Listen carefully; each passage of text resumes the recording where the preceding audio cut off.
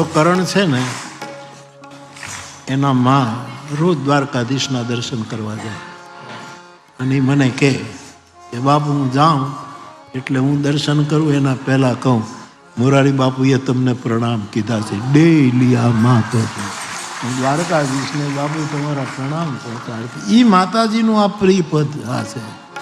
Radhe Gopi